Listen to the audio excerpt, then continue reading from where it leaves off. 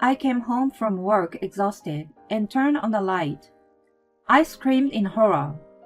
What the hell? The room was in disarray. Bags of snacks were scattered everywhere. In the center of the room were my mother-in-law and her two sisters, who were drooling in their sleep. Oh, you're back. It's quite a nice house. My mother-in-law woke up.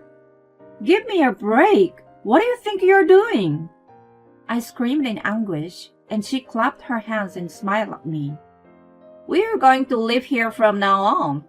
You're going to work hard for us. Then we'll let you stay here, she proclaimed with a breath that reeked of alcohol.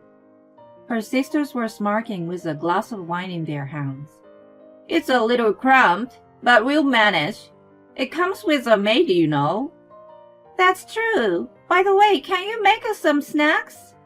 The three of them gulped wine while they cracked up so hard that the entire neighborhood could hear them. I was absolutely stunned when I heard a nonchalant voice coming from the front. Suppressing my anger, I walked toward the door. My husband, who also reeked of alcohol, was taking off his jacket. He had told me he was going to a company function, but it made me angrier in the crazy situation. Honey, your mom is making a terrible joke that she and her sisters are going to live here. Do something. Oh yeah, I think I got a text about that from her. She said they were having a party tonight. Are they still drinking? I was taken aback by his indifferent attitude. Are you serious? What are we going to do about their living expenses and stuff? She said she would pay us rent. You just need to put in a little more effort on housework. Anyway, I'm a little hungry. So can you make me something quickly? He walked into the bedroom to change. I went back to the living room and saw the three of them once again sprawled out on the floor. They had such a dumb sleeping faces. I saw a wine bottle lying on the floor. I couldn't contain my anger and pick it up. I met my husband Peter through work. At the time, I was working in a sales for a food company. He was one of my clients, and we often saw each other. Since we both liked to drink, we hit it off right away. The year after we met, we started going out. We went around places that served good drinks and sometimes made cocktails at home together. Although he was a little insensitive at times, I liked his cheerful and optimistic personality. 2 years later, we got married and bought a house near his mom, Betty. It was spacious for the price, bright, and in a safe neighborhood. We decided on it almost immediately, partly because he was close to his mom. That was the beginning of the mistake. I'm hungry, Dana. Hurry up with the food. Huh? Are you going to stay for dinner again? Watch your tongue. You're so sarcastic. Come on, start cooking. Soon after we moved into our new house, Betty began visiting us almost every day without notice. Because I had changed my work when I got married, I did have more time on my hands than before. I was planning to spend it studying for my certification exam. Betty didn't care about it and kept coming over as she wished. I couldn't neglect my mother-in-law, so I had no choice but to entertain her. In retrospect, no matter how awkward our relationship became, I should have firmly rejected her. Eventually, her sisters Diane and Anita started coming along with her. Oh no, we're out of snacks. You need to stock more. I will open the new tea box. The sisters were both divorced. If they behaved like that all the time, no wonder their husbands ran away. No matter how disagreeable they were still close relatives of Peter. I sucked it up and continued being treated as a maid for his sake. When the stress was getting to the point where I couldn't even manage my daily life, the three sisters went away on a short trip. I thought it was now or never and talked to Peter about them, but he didn't take me seriously at all. My dad just passed away, so she's lonely. Don't be so uptight. But our expenses are going up. If we keep going like this, we'll have to cut into our savings. You're not good at managing it then. I've gotten a raise and have been putting in more money. His raise was less than 100. I was too exhausted to argue with him. 3 years had passed. I wondered how long I had to live in hell. I had no idea that I still hadn't seen the core of it. One day, my personal belongings began to disappear. I noticed some accessories, cosmetics, and other small things were missing. I knew that only Betty and her sisters would do such a thing, and started using a lockable drawer. I kept track of everything I didn't want to be taken. Oh my God! Why is the lock broken? The things I put inside were gone too. It was absolutely unacceptable behavior, and I questioned them. Of course, all 3 of them pretended to know nothing about it. Oh no, it must be a thief. That's scary. I knew it was dangerous to leave the house empty. Why don't we come over more often, Betty? Indeed. They spoke among themselves while watching TV and devouring snacks. The snacks and drinks spread out on the table were all prepared by me. I bit my lip and clenched my trembling fist in frustration. One day, when I came home from work, I could hear them laughing so loud, even from the street. I walked into the house, suddenly feeling fatigue in my neck and shoulders. There were boxes piled high in the hallway. What the hell? I walked toward the voices suspiciously and was met with an unbelievable sight. More boxes were placed throughout the living room. Looking inside one of them, they appeared to belong to the 3 sisters. They were drinking wine in the middle of the mess. Noticing my presence, Betty spoke to me in a good mood. We decided to live here. You're going to work hard for us. Then we'll let you stay in this house. She declared the unthinkable with a breath that reeked of alcohol.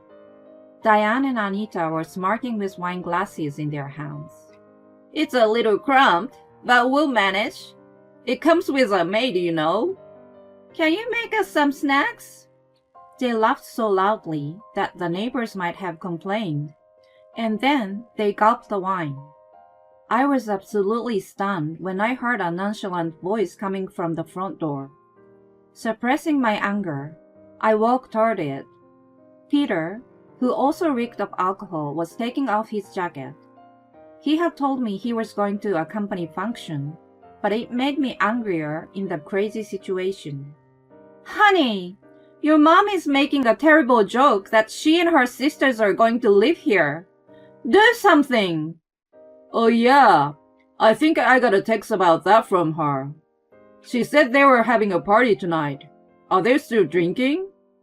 I was taken aback by his indifferent attitude. Are you serious? What are we going to do about their living expenses and stuff? She said she would pay us rent. You just need to put in a little more effort on the housework. Anyway, I'm a little hungry, so can you make me something quickly? He walked into the bedroom to change. I went back to the living room in despair, and saw the 3 of them once again sprawled out on the floor. As I looked at their dumb, sleeping faces, I felt my blood boiling up. To hell with them. I scurried to call my lawyer friend. I had been talking to her about my situation for a while, so she agreed to come and meet me right away. I left the house with a folder of documents that I had hidden in a secret place. My friend was to meet me at the diner near my house. I ordered pasta and ate it with a feeling of rage. When I finished eating, I received a text from someone. I decided to ask her to come over to my house. Soon after, my friend arrived, and we headed to my house together. When we arrived, Peter and the 3 sisters were all huddled in the middle of the living room for some reason. I asked my friend to wait at the door. I looked down at Peter and the others. You hit Peter, didn't you? What are you talking about? Don't play dumb. This is a proof. Betty helped Peter to get up. His nostrils were stuffed with tissues, and he had a bump on his forehead. He glared at me with a look of sheer pain on his face. Betty pointed a finger at me and shouted, "You did this to him! You better pay him compensation!" Damn right! I'm against violence. I sighed and slammed the divorce papers from the folder. Then I opened the cupboard and took out the surveillance camera I had hidden. They all looked at me with puzzled expressions. The truth is on here, so let's all take a look. Since the camera was linked to my phone, I showed it to everyone. I pressed the play button, and the room appeared as it did sometime earlier. We could see Peter coming into the living room in a good mood after changing his clothes. He was walking through the room and seems to be talking to the three sisters, who were already wasted and asleep. The next moment, he tripped on a bottle of wine and fell face down. The sound waked them up from their sleep, and they scurried around him. You know who caused this, don't you? This means nothing. You should have cleaned up the mess properly. Even though it was your mess? It's your job to clean up. It's so shady to plant a camera anyway. She was adamant to make it my fault in any way. I didn't expect logic from her, but I also didn't think she was so obstinate. I tapped the video I had taken a few days earlier and held it up in front of them again.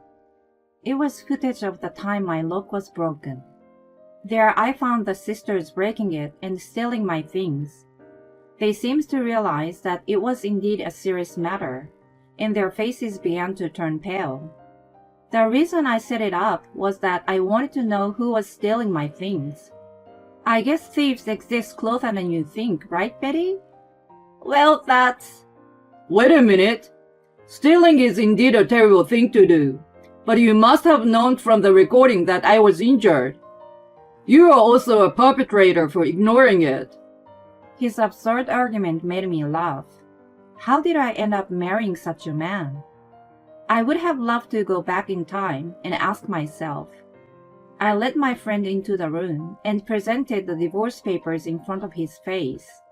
I was worried when I saw it, so I came home in a hurry. Even though we are getting a divorce, I wouldn't wish you any harm. Unlike your family, I'm not morally corrupt. I then told them that the house was in my name, that my parents had purchased it, and that I had the documents to prove it. I also told them to pay for cleaning the house and the stolen items. Diane and Anita raised their eyebrows and started yelling at Betty. This is not what you promised us. That's right. You said I would have an easier life here, so I already moved out of my apartment. Are you guys saying it's my fault? It was Diane who brought the wine in the first place. As the three of them argued, Peter came to me begging. He apologized to me with tears streaming down his face. Just as I was about to say it was too late, the doorbell rang. I shouted toward the door to come in, and the woman appeared. Aunt Angela! Hi, Peter. You've been gained so much weight. And why are you looking so pitiful? She took off her sunglasses and flashed her beautiful smile. I felt the mood in the room changed completely. Betty and her sisters uncomfortably huddled around each other. Aunt Angela was my late father-in-law's older sister. She ran a successful business and was quite well off. When my father-in-law's company went bankrupt, not only did she help him pay off his debts, she helped him until his new company took off. Betty was completely indebted to her for that reason. Diane and Anita went to the same high school as her and were intimidated by her. She kept herself away from family gatherings, which made everyone fear and respect her at the same time whenever she made a rare appearance. Peter had also been afraid of her ever since he was spanked when he was a child. Of course, the spanking wasn't for nothing, but for being mischievous. As for me, I met her through work first. She was a tough businesswoman, but she was also very caring and practical, which I respected. How can you treat a kind and competent girl in this way? You people should be ashamed of yourselves. Well, No excuses. Everybody sit down right there. Angela began to lecture the four of them. They were complaining to me before she showed up, but they became quiet and obedient. Her lecture went on for about an hour. By the time it was over, Peter couldn't say anything. I then had him sign the divorce papers in front of everyone. He also wrote and signed a letter of promise that he would pay me alimony and the savings he and his family spent. The years of hell finally came to an end. Cheers! I gulped down the icy cold beer. It's the taste of victory. It tastes 100 times better than the beer I usually drink. I'm having a party with some girlfriends in a crowded bar. I can't believe Peter is your ex-husband. I was dumbfounded when you told me. Yeah, well, by the way, thank you for your help. Don't mention it. Just tell me everything. After I filed for divorce, I immediately sold the house. When Betty and her sisters lost a place to live, they went to work for Angela in the warehouse. They are assigned to a particularly tough section and are struggling every day. Angela advanced the payment for the cleaning and the stolen items for them. They are forced to work hard until they pay her back. Peter's performance at work dropped dramatically and was demoted. One of my friends I'm having a drink with tonight is his colleague. She's also my classmate from high school. We bumped into each other at the station and talked for the first time in a while. When I told her about the divorce, she spread a rumor about him in the office. As a result, his credibility flew out the window. Even though the work environment was unpleasant for him, he thinks it's still better than working for Angela. He still goes to work every day. Angela has assured me that if he falls behind on the alimony payment, he would be forced to work for her immediately. Seriously, why did I marry that guy? I know. Well, it's a party for broken hearts today. Let's all have a good laugh together. I'm in. Our laughter is mixed into the hustle and bustle of the bar and disappeared into the night.